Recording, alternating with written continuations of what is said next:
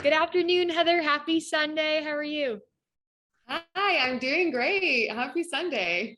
So, we're both in the same area of the world. We were just remarking about how the weather is super comfortable today, but you just got back from the desert. What was that like?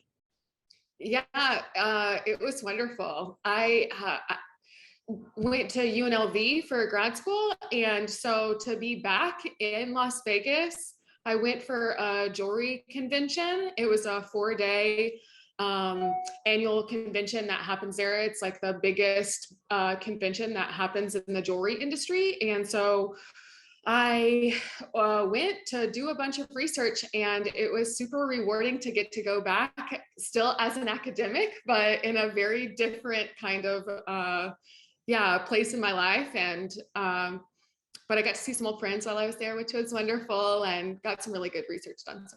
That's so cool. I enjoyed following your story on social media, and I didn't realize that you had gone to school there. It makes sense now, all the connections you have. Like, it seemed like this girl knows where she's going. Like, you went to really cool spots. For anyone who's traveling to the Vegas area in the near future, do you have any recommendations for them of like can't miss things? Oh, well, I hugely recommend renting a car, and getting off the strip. There's so much to see off the strip. It's so beautiful in any direction that you go. There's the mountains, there's the lake, there's the dry lake beds, which I personally just have a huge heart for. I love to go out to the dry lake beds, and um, yeah, I think that's the best advice that I have. Of course, the strip is amazing. It's so opulent and so luxurious, and there's so much to see there. And you get to see really quickly, the whole, all the levels of humanity very like, there'll be people that are very happy, and there'll be people that are very sad, very close to each other. So Yeah. but yeah, in general, I had never gone and stayed on the strip before. This was like a very different experience than I had ever had.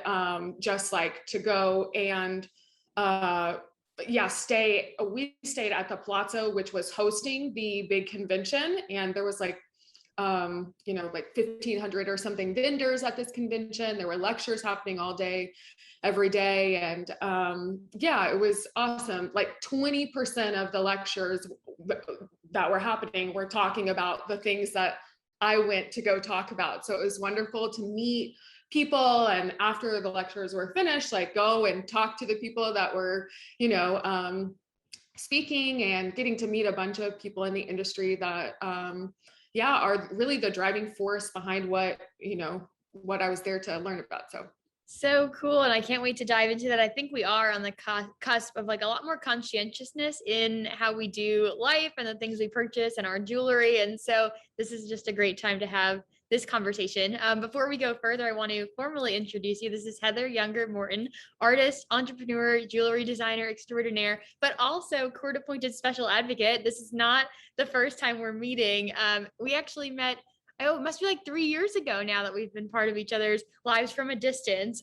But getting to see you now through this new lens is so exciting. And I can't wait to understand more of your story. So we'll back up a little bit further before your time in Las Vegas for school to understand, where did you grow up, Heather? What were you interested in? And when did this interest in art, gemology, all the things come about? Yeah, I was a military brat, so I moved around a whole lot. But I knew I was being told I was an artist from a very young age. I was always creating things and thinking a little bit differently than the people around me. But whenever I was in junior high, I started really getting serious about making jewelry. And all through high school, I made jewelry. I would bring lots of jewelry to school with me and like sell it in the lunchroom. I was always at home. My dad made me a special table that like was felt lined so that it was really easy to like, not have the beads, scatter everywhere. But yeah, it was all beaded, handmade jewelry. And basically, I loved it so much that I quickly gave myself carpal tunnel. And by the time I was 19 and 20, I had surgery on both my hands. And so I realized that that approach to jewelry making was not going to be the approach that I could sustain for very long. So yeah, I went to undergrad for photography and then grad school for interdisciplinary studies at UNLV, and really focused on how to bring a lot of different art forms together. And whenever I graduated, it was pretty quickly, I found myself working at a jewelry store. When I lived in Las Vegas, I would go out to the dry lake beds and pull like big rocks, from truckloads, literally, of rocks from the dry lake beds, and take them home with me and like wash them and make sculptures out of them. And it was like a real awakening for me, just like how much I am impacted by the earth, and the things that are natural formations. I am just really connected to it. So, but yeah, whenever I was working at a local fine jewelry store, they had a master jeweler on staff, and that really just taught me a totally different, totally different skill set. Learning with her was just so amazing. And I wanted to get my gemologist license, but whenever I heard that it existed, like I didn't even know that was a thing until I started working there. And so I applied to get a scholarship, because, coming from the academic world, that's just what the first step if you're going to pursue any education. And I ended up getting a full ride scholarship based on an essay that I wrote. And so for the next 3 years, I just pursued getting it. It was a distance education scholarship, and you had to go in person to take week-long labs. But whenever, there were 3 different sections that you focused in, and one of the sections was colored stones for gem identification. And so they sent you stones that you had to identify and then send back. And so it was a huge, long process of learning all these different stones and like all their characteristics. And then at the very end of your testing, you are tested on your knowledge of gem identification on the stones that, you trained on. So it was a really epic education. I'm so glad to be a gemologist now. But yeah, in the back of my head, I've always thought, that would be a very useful skill. And now, it's kind of like all the worlds that I'm interested in, I'm just, kind of combining in this new business. Oh, it's so exciting. And did you say that gemology degree was 3 years long? Yeah. Wow, like so rigorous. And I had no idea that was, and is that the GIA? So I saw on your Yeah. so GIA is that? That means graduate gemologist. Yeah. So GIA is the foremost, educational structure for gemology. And then they're also who grades, if you're going to have a stone in your life, if you want to know what it is and, have it ID'd, you can send it to GIA and they'll identify it and grade it. And so they'll tell you all the properties and try to also do some origin, try to study it to the point where they can trace it back to where it's from. Wow. It's a really amazing institution, like getting to go there and study and see their library. Oh, their library is just amazing. That was a really special part of getting to go there. But in the labs, everybody has different stations and you have a microscope and, a bunch of different tools that you're, it's just a really fun environment to be in, because it's just so detail oriented. Everything is under the microscope. So yes, it's so micro, but so special to have that exposure and that knowledge. I love that your story even starts with your family, speaking to you like you are an artist. I think that's so powerful when people see in you this thing that you're going to become over the course of your life, and how they invested in your felt table when you were a kid. And it's really sweet to see, where it starts and where it goes. And you mentioned your undergrad was in photography and then your master's was in interdisciplinary arts. Yeah. How did you make those? Like, were they just other things you were interested in, or was there a reason you didn't go to gemology right away? Yeah, no, well, I didn't know that being a gemologist was an option. And I really thought that any kind of jeweler school was probably not going to be an option for me because my hands, approaching it through making the jewelry, is the only way I really thought about it at the time. I didn't know anyone else that was in the jewelry industry at that time, but also full scholarship to go to my undergrad for photography. Also, I applied with a portfolio of photos that I had taken in high school, and had gotten a scholarship. So that was the only out of state school that I was accepted to, and I was trying to get as far away as I could. And so the school that I went to for undergrad was a really, really conservative school. It was amazing for undergrad because it taught me how to draw, how to paint, how to do graphic design. Like you exit that school really well-rounded to be able to pursue whatever might be next. And so it gave me a really good background to then whenever I was looking at different master's programs, I wanted to go somewhere that was a lot more liberal, a lot more open-minded, a lot,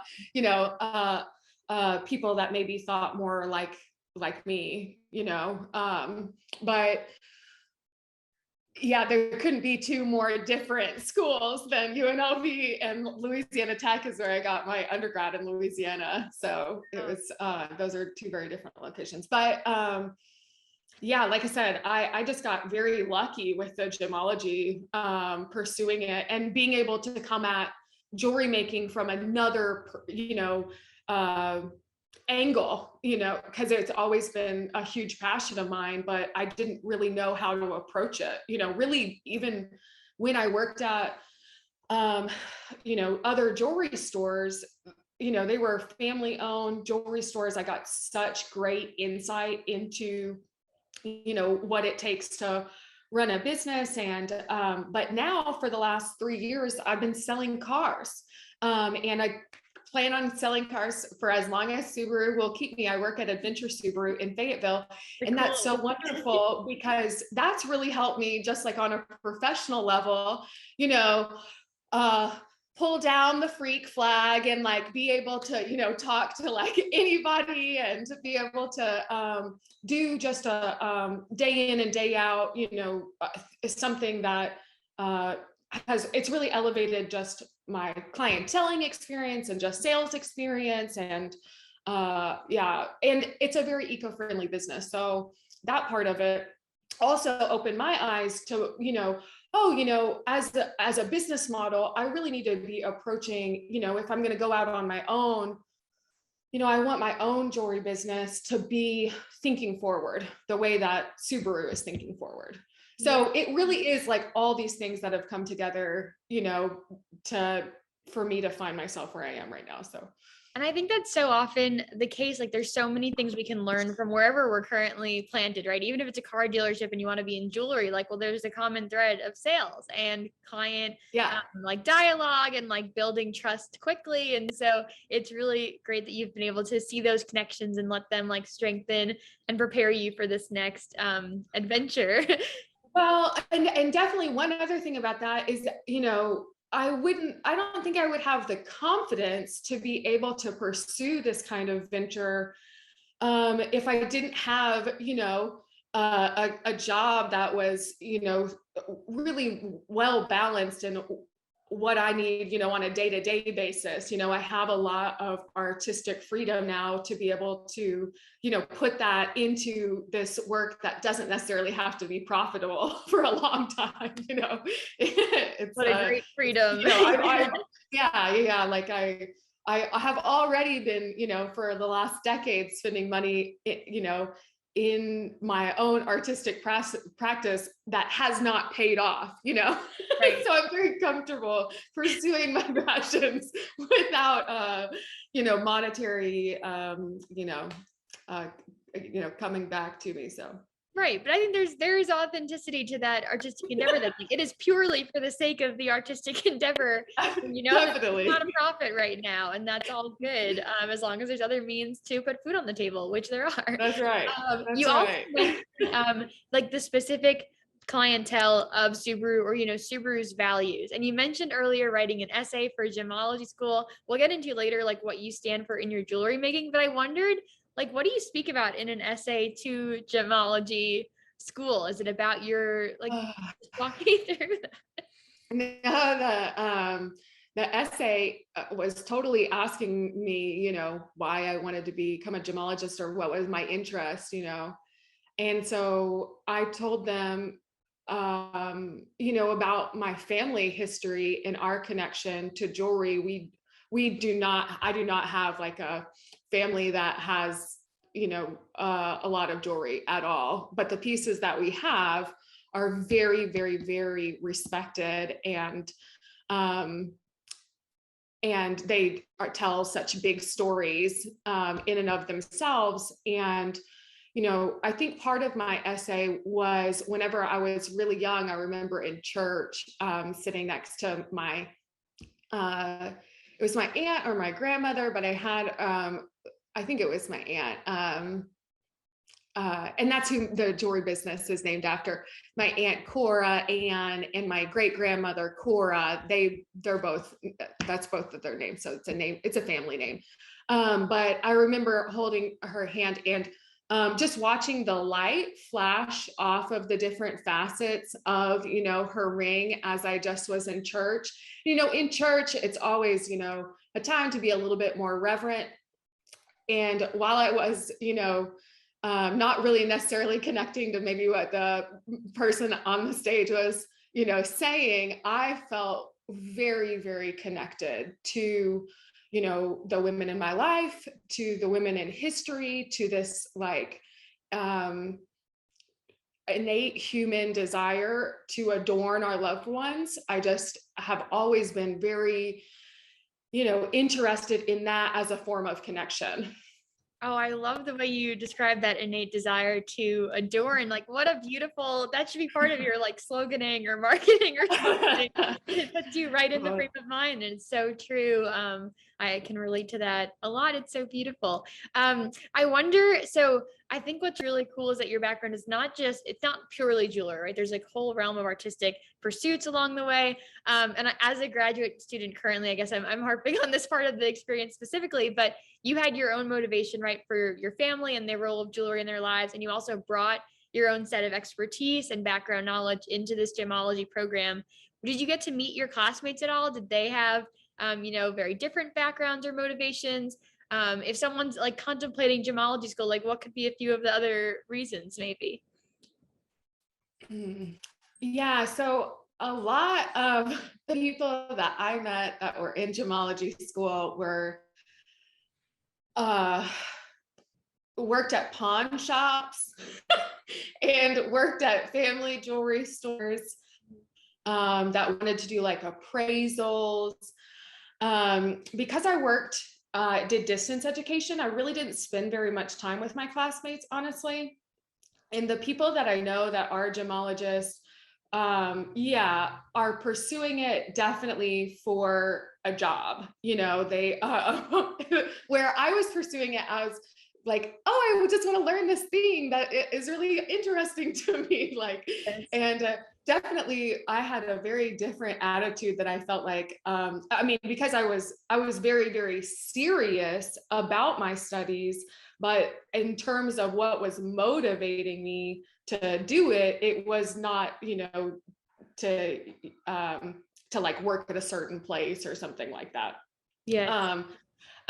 Or like I wasn't, being like funded by a, place to go and get my licensing so that we could get some sort of,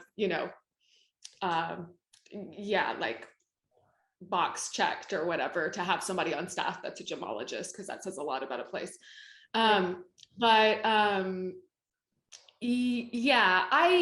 honestly, I am still in pursuit of people that are like-minded with like me in the industry. I know that they exist. I've met a bunch of them, like in Las Vegas, for instance. I feel like I met more people that had common interests there because they were at the lectures that I was at, and I could see them, asking questions and, more than other people. The thing is the jewelry business is full of people that are, just plainly doing it as a job to make money. And that while that's, a really important part of, life in general, I'm really fortunate to be able to pursue it from a different mindset because, I do think it is so special. And what I have found in my own artwork is it's just gets really confusing really quickly if you commodify, the best things in life, And so, yeah, I feel like the industry has a lot of soul searching to do right now, in terms of where they're placing their values and the communities that they're affecting, and the quality of the material that's being made. A lot of it is not material that's going to last for generations, even though it's made out of things that should be able to withstand the test of time because they already have. These are the Earth's most precious materials, and they deserve to be treated and put in in the context of a design that's going to be able to be worn and hold up, not be just, torn up and scrapped out. So Yeah. And so I'd love to dive into a bit of your soul searching that led to the inception of CORA Fine Jewelry and what it stands for. One of the things that I've seen mentioned on your different platforms is that you intend to use responsibly sourced and recycled materials. Could you speak to maybe what that means and maybe how that might deviate from the history of mainstream jewelry? yeah, whenever I was in gemology school, one of the big things that really struck me was whenever I first started learning about colored stones, it really changed my understanding of world history. It started to put things in a totally different perspective for me. And it's like studying oil, Yeah. like how does that affect the places that, the oil's coming from, it's, yeah. And so, while I was doing that, it just made me look a lot more critically at where we were sourcing materials from.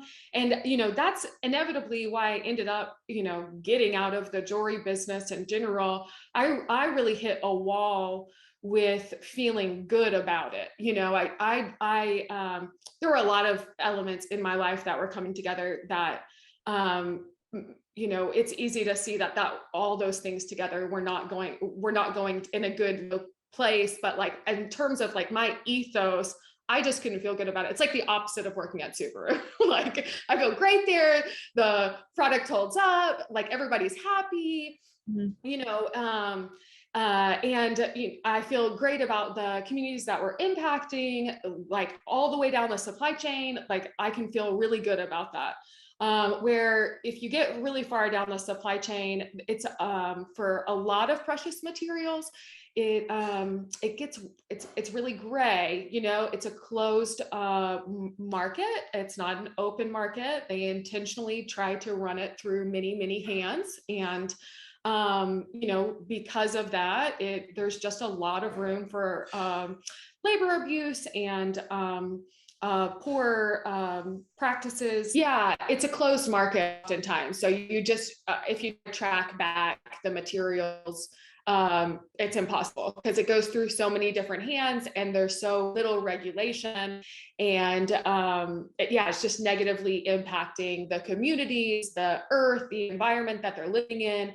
They're getting not fair wages. Women and men are not being treated equal. It's just rampant with abuse, on all fronts. So, which I feel like a lot of people are becoming more aware of. So I'm really happy about that. But yeah, so whenever I went to Vegas, a big part of my incentive to go was just to research, to find out, if there are manufacturers that are using only, gold from known mines that, are ethically, handling their labor practices and their impact on the earth. Which, was a huge challenge for the first 2 days. It was actually rather discouraging, but then the last 2 days were amazing because I started finding my people, but it took me a lot of seriously asking a lot of hard questions and looking really naive and goofy, and because a lot of people do not care about this at all. So, yeah, but I'm very, very happy to say that, there are resources out there. You just have to really look for them. So, but I understand why a lot of places don't do it, because it is going to be a more costly product, and you are going to get audited, and most people don't want to have to deal with either of those two things. They're just trying to get, a sale, or, get, keep their business going. So, and for a lot of places that are generational stores, it's the only way they've ever done business. Right. So of course you can't expect them to just, all of a sudden start, pivoting, when it's working, because the jewelry business is still doing really well. Yeah. So, I think that more people are going to become aware of the practices and become more responsible stewards of their money. And I think that, the more capital that the people that are in their 20s have here in the next decade, it's, we're going to see a shift. And I'm excited to, be a part of that. So yeah, Fair Mind Gold is something that I currently have an application in, to be a supplier of Fair Mind Gold. So I'll be able, which, is direct sourcing, from mines in Colombia, and no mercury is used in the mining. So it's, and taking care of the communities that it's affecting. So that's one thing. And then also sourcing, precious material from places that are conflict free. There are, diamonds from Canada. There are rubies from Greenland. There are, a lot of mines now that are being operated from by people that, have a supply chain that's transparent and that's being audited. And so most of that is happening overseas. And so it's going to take longer to get material in, and there's going to be less availability to memo in goods, for people to see. That's the structure right now, but I really feel like here in the next few years, the supply chains are going to be a lot easier to access. I'm just kind of right on the edge of, all of this kind of coming together. And like I said, I'm a part of a community of other jewelers across the US that are also, really trying to go about it this way. Wow. Yeah, so it's exciting. A great time to be in this jewelry world and bringing about the next era for it that is more, I think, just socially conscious and cognizant of what's going on. Like, I had no idea mercury was still being used in some mining situations. Like, that seems like a big no. That seems like so mad. Yeah, it seems so obvious. So right, just so bad and obvious. And you mentioned, some of the questions you asked at this convention. I wonder if you could give any advice, like, to people who are trying to find jewelers they trust, like CORA, what questions they should be asking as a consumer. Yeah, so, looking for jewelers that are just making an effort, honestly. If it's not in their about us on their website, I'm not interested personally. I think that right now we should be looking for jewelers who are really taking making an effort to source responsibly. And that's just plainly not happening right now. So yeah, I would say, that's a good place to start. I definitely know that, I mean, there is the RJO, Responsible Jewelry Council, that a lot of larger corporations are, be a part of, that it's kind of a big blanket, and so that I feel like is a good sign, that's going in the right direction. And some, for instance, specific lines of jewelry, are allowing for that. I mean, or are taking that on. And that's really great.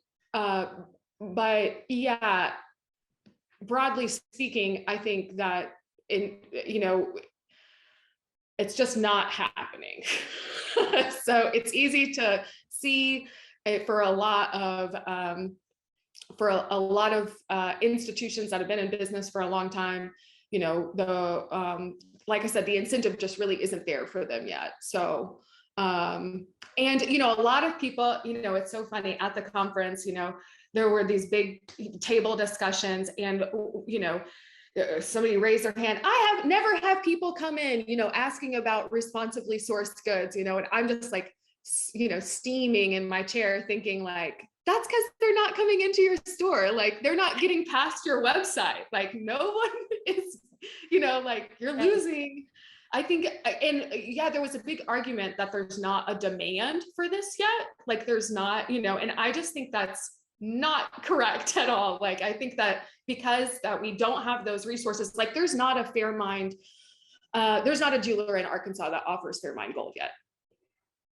No. Even as an option, just as an example. So that's crazy. So yeah. So, I think at least as a starting point, places should be giving it as an option. If somebody wants to have something cast with it, they should be a licensed dealer of it, but yeah, if somebody's interested in getting involved in the jewelry world at all, if they're wanting to pursue, becoming a jeweler, if they're interested in becoming, involved, I hugely recommend just working with a master jeweler.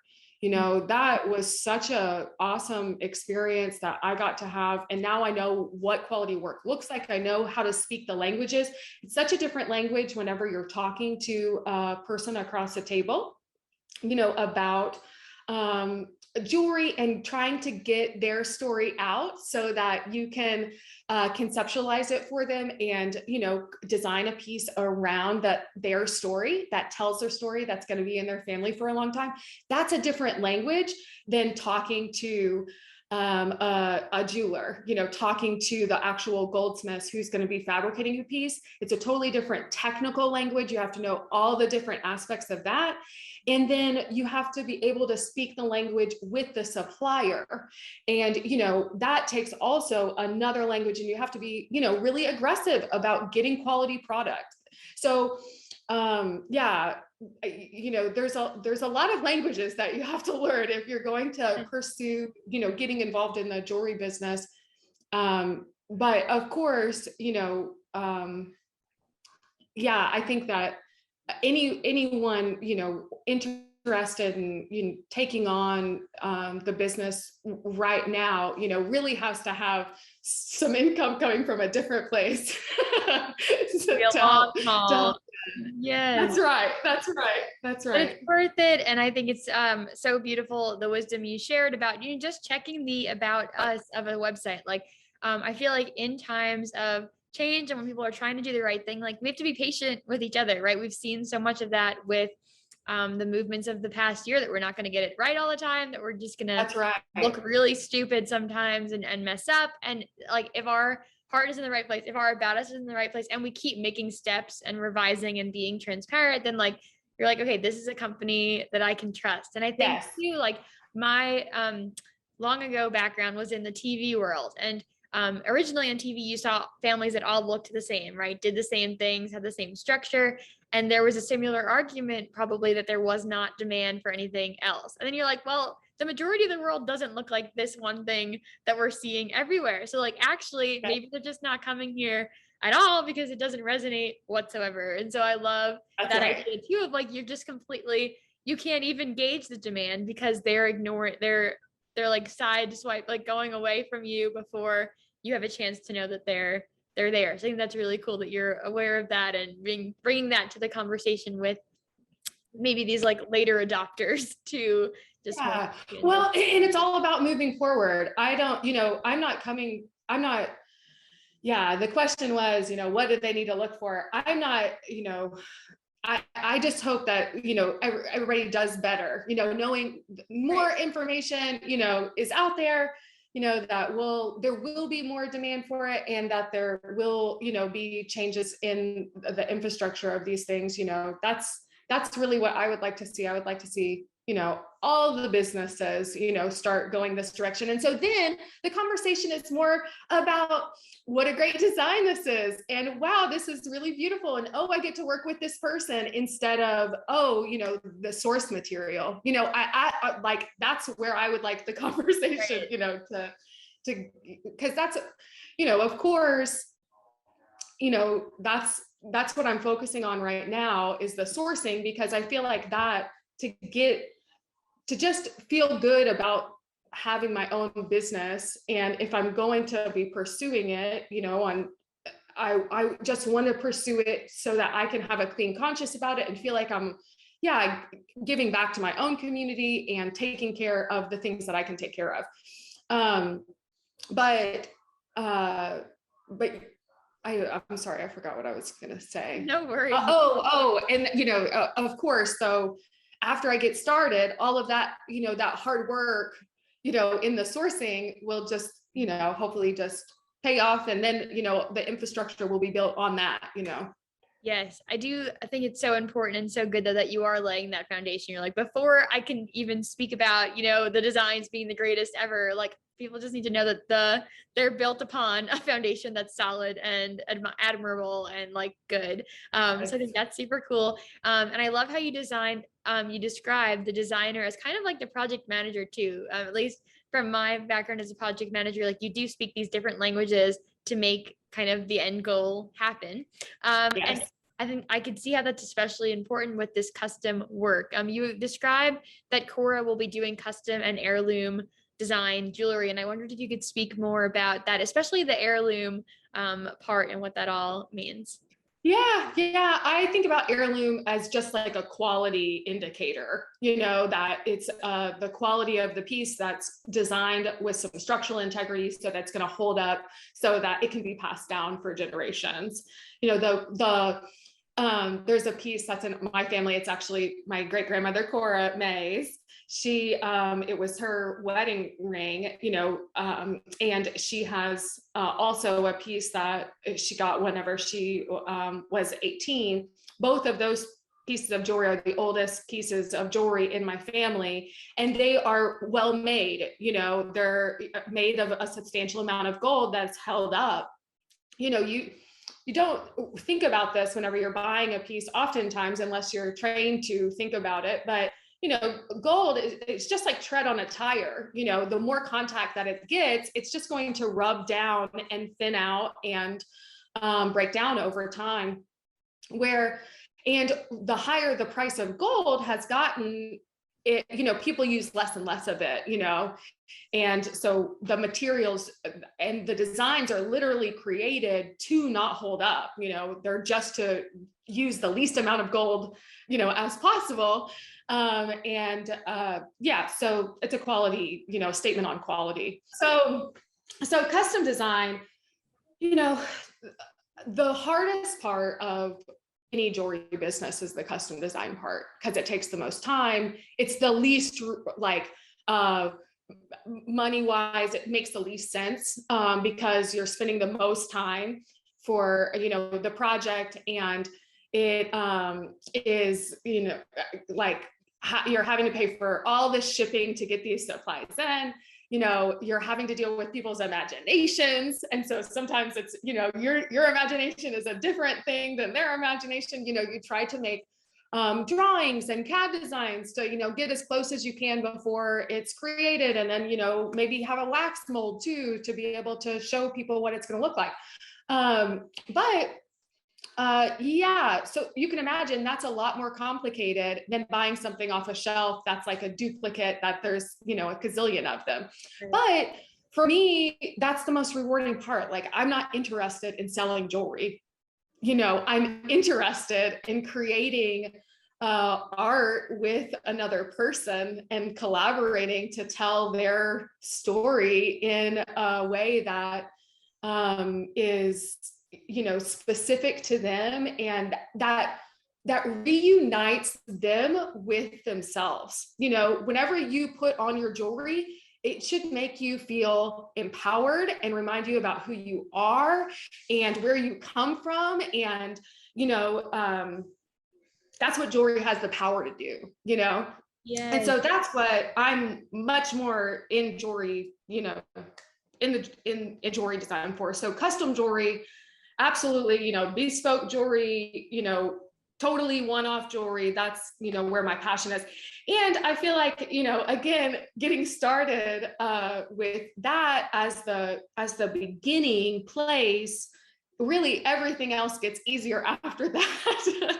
Because if you can get, the systems in place to have a really good custom design process, then yeah, everything else gets easier from there. So yes. Oh, it's such a cool way that you describe it. And I love the kind of like the practice of putting on jewelry that you've spoken with me about before. I think of, my sister and I listened to Jonathan Van Ness did a whole thing on like how you wash your face and how it becomes a part of like your self-care for the day when just the whole world is on its head. And I think with jewelry too, especially if you're away from family or if it's generations passed down, like you are building in or like kind of retelling your family story or remembering its story and stuff every time you wear it as such a sweet way to be connected with the people that you love. So I think it's so cool that we're speaking at the onset of this new adventure for you, just like weeks after you went to this convention.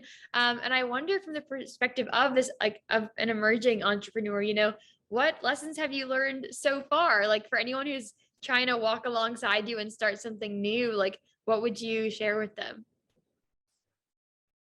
Oh, just give yourself a lot of grace. It's yeah, I think if you're the kind of person like me that, it's in you to keep pursuing, something that is close to you, that you want to pursue something that's, allows you to feel yourself, I guess, then yeah, there's not really an option to just keep going. But yeah, it just seems like you're gonna, yeah, do a lot of embarrassing stuff along the way, and you're gonna mess up and you're gonna look really silly, and you're gonna, because it's all about risk taking, you have to be willing to keep going and and have good insurance and locks on the doors. Keep going and have good insurance. This is another like very solid takeaway. So when you're trying to remember to find grace for yourself and you're having a new experience or you don't know what to do, what keeps you inspired and motivated to keep trying, to keep having grace and to keep trying to fulfill this dream? Yeah, I'm so fortunate to have a supportive family. The CORA, the name of the business, is named after, my aunt and my great grandmother. I never knew my great grandmother, but my aunt Cora Ann, I call her Aunt Ann. She's the one that gave me this necklace. It's an adder pearl necklace, and it's a necklace that, she added a pearl every year until I was 18. And and I've worn it, during every major occasion of my life. And whenever I lived in Las Vegas, I think I wore it like every day, because I just needed something to feel close to home. But definitely, I don't know what your question was, but it made me feel like, yeah, I needed to talk about my family. Yeah, about how you keep finding grace and keep doing the thing, and your family they, they know all my embarrassing secrets, and it's nice to have them continually be supporting me, and just a lot of quiet time alone. I have a really supportive husband that gives me a lot of space and independence to find that also. And he is always very, very positive and encouraging, and that's a big part of it too. So that's awesome. So just like your company is built on, solid foundation of like material, your life is built on a solid foundation of family and the people that you surround yourself with. So I think that's really wonderful and encouraging, and yes. And so good. I love that you also called out your necklace. It's so special and stunning. And I wondered if you could speak a little bit to your personal jewelry aesthetic or preferences or design style. Yeah. Well, I never had any fine jewelry growing up other than this necklace. I mean, it just wasn't a part of my family at all. But I got, whenever I started in the jewelry business, basically, you're encouraged to have pieces that you wear. Oh, that's another thing. If you are thinking about pursuing going into the jewelry business, make sure that it's not just because you like jewelry, because you'll end up just spending all your money on jewelry. That's very easy to do. Oh, I know a lot of women that have gone through that route, and it's something you have to be very careful with. But I don't buy jewelry, for myself. It's always like something's happened, or an occasion, or there's something to celebrate, or a community to celebrate. Like I got these earrings whenever my husband and I were in Guanajuato, Mexico this year. They were made by people there. That is a silver mining community, and so that was really cool to get to see the silver mines in Guanajuato. But I think all of it just has to speak back to me. Any jewelry that I put on, it's like my armor. So I want it to make me feel good, and I want to remember, why I have it, and the stories that, it's all about the stories that we tell ourselves. That's gonna make a really big difference on how our day goes. And so keeping it a conversation that's special and supportive, and that grounds you, is just super essential. Yes. In social work, we talk about how, your thoughts become your feelings, and those eventually become your behaviors, or they influence them. And so if you can try to like manage your thoughts by surrounding yourself with things that make you feel uplifted and confident and whatever you want to feel, then that's not a bad thing to do. That's pretty great. That's right. I would love to know too, so what would you like people to walk away knowing about Heather and knowing about your work that they didn't know before? So I guess it's just, that, I'm trying. There's a lot of elements that right now, I'm trying to pull together, and I've already been doing, this work with CORA since January. This is August or September now. Wow.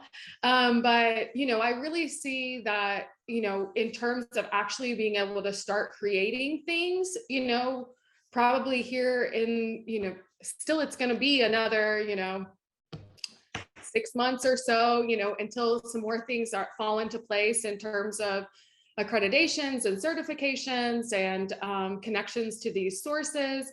And then for a long time, it's just going to be working one-on-one, with one special piece at a time. I would like, to just keep doing what I'm doing with Subaru as long as possible, and be able to have this as, a true passion project. And so it's really like, if you think that you're going to be starting to get interested in something like 6 months or a year from now, now's this time to start kind of putting out those things to me, to let me know, so that we can start kind of wrapping our heads around it. Because I do think that there is going to be a demand, and I'm not going to be able to do it all whenever, it's all going to be about pacing. And so start getting your orders in, or start ideating, because the time is coming. Yes. I think that's so great how you are like patient with the process. Like, it is an investment of time and energy, and just like staying excited, even though this thing's another 6 months, this thing's another 6 months. Like, no, there's no lack of excitement, for sure. There's no lack of passion or drive or excitement. It's just patience. That's the hardest part. Patient excitement is a hard combination to master, but so worth it. What is the thing that you're most looking forward to right now? It could be related to CORA. It could be just going for a walk later, anything. Well, yeah. So this month, a lot of the things that just, I have been working every day since I got back from Las Vegas. This is really the first morning that I have spent, getting to be in my studio.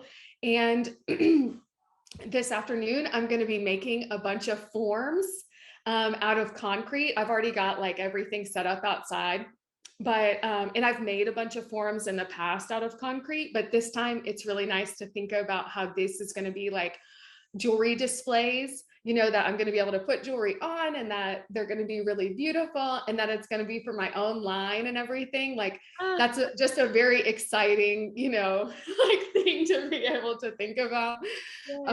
Yes. Yeah, so that's kind of what's on my mind right now.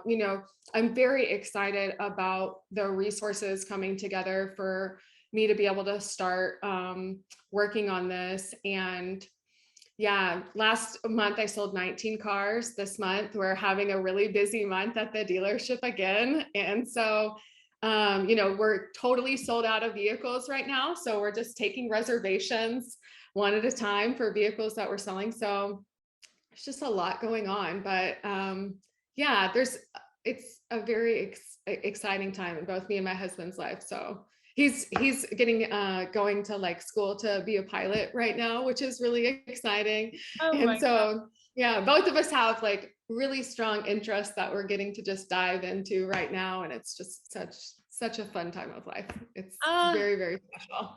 It sounds like it. I'm so excited for you. I'm so happy to be kind of like in the midst of it with you in this moment. It's a great season. I feel so fortunate that we've been able to reconnect, and I'm excited to, share your story. I can't wait to place a custom order with you for an heirloom piece someday. It'll be so special. Thank you, Heather, for being here. Yes, absolutely. I would love to work on a special project with you one day, girl. That's really exciting to think about.